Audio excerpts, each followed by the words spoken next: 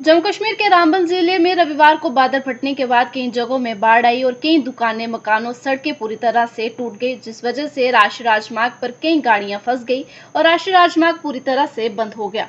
और इसी बीच कुछ ऐसी तस्वीरें सामने आई जिसमें इन हालातों में एक युवक अपनी जीवन का नया आयाम शुरू करने जा रहा है।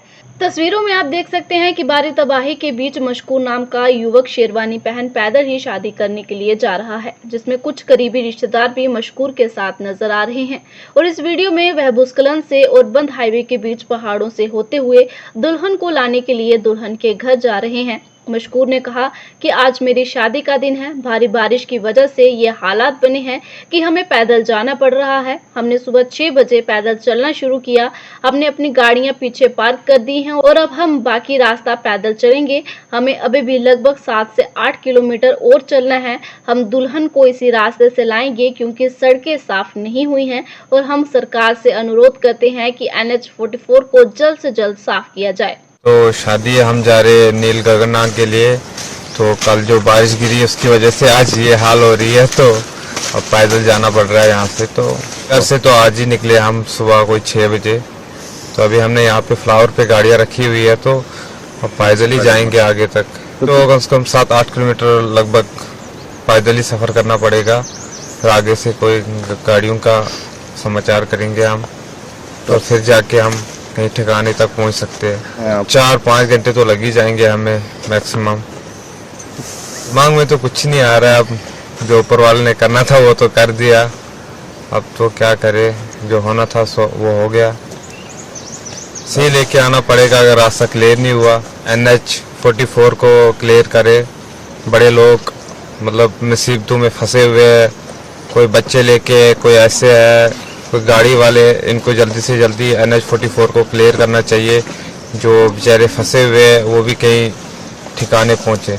जैसा कि आप सभी जानते हैं कि रामबन जिला के कई गांव में रविवार सुबह ही अचानक बाढ़ और भूस्खलन से जमकर तबाही हुई और इस प्राकृतिक आपदा में काफी नुकसान हुआ।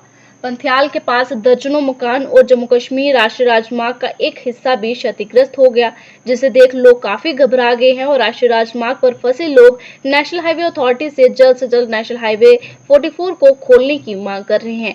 और ऐसे में ऐसी तस्वीरें सामने आई जिसमें एक दूल्हा अपने कुछ रिश्तेदारों के साथ अपनी दुल्हन को लाने के लिए पैदल ही निकल पड़ा। और ये कुछ तस्वीरें आप देख सकते हैं कि किस तरह से रामबन में भारी बारिश के बाद किस तरह के हालात बन चुके थे और कितनी तबाही देखने को मिली। ऐसे में DC रामबन का कहना है कि उनकी पूरी कोशिश है कि जल्द से जल्द रामबन हाईवे को खोला जाए। SDRF, NDRF, police team, district disaster management team इस समय स्पॉट पर है और पूरी कोशिश की जा रही है कि जल्द से जल्द लोगों को राहत मिल सके। को 12 बजे के करीब जो है ये बारिश जो है वो शुरू हुई और 1-1:15 बजे के बाद जो है वो बहुत ही ज़्यादा मूसलाधार बारिश जो है वो शुरू हो गई, तेज़ बारिश शुरू हो गई। उसकी वजह से फ्लैश फ्लड जो है वो हमारे पास आ गए, उसकी वजह से लैंडस्लाइड बहुत ज़्यादा आ गए, उसकी वजह से डिफरेंट एरियाज़ जो नदी नाले छोटे थे वहाँ से बहुत ज़्यादा डेब्रिज जो है वो आके रुक गया, नेशनल हाईवे में रुक गया, मेन टाउन में रुक गया और उसकी वजह से जो है वो पूरा नेशनल हाईवे हमारा क्लोज़ हो गया।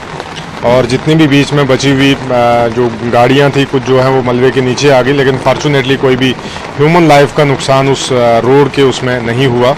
बाकी कुछ प्राइवेट गाड़ियां थी, जैसे लोग पार्क करके जाते हैं, तो वो गाड़ियां भी जो हैं वो मलबे के नीचे आई हैं।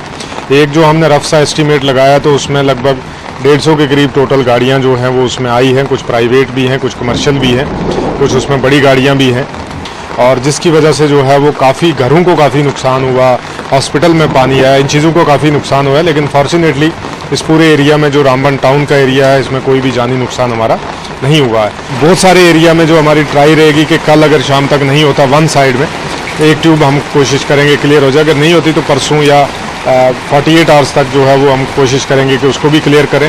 बाकी जो ओवरऑल हमारी टीम है वो ग्राउंड पे हमारी पूरी डिस्ट्रिक्ट एडमिनिस्ट्रेशन की टीम है, जिसमें मैं हूँ, हमारे SSP साहब हैं, नेशनल हाईवे के SSP हैं, यहाँ हमारे एडिशनल डिप्टी कमिश्नर हैं, या जितनी भी हमारी टीम है, जो डिस्ट्रिक्ट डिजास्टर मैनेजमेंट की टीम पूरी होती है, जो प्रॉपर वे में जो है वो एक्टिवेट हम करते हैं और उसके बाद जो है वो काम करती है ऐसे डिज़ास्टर में।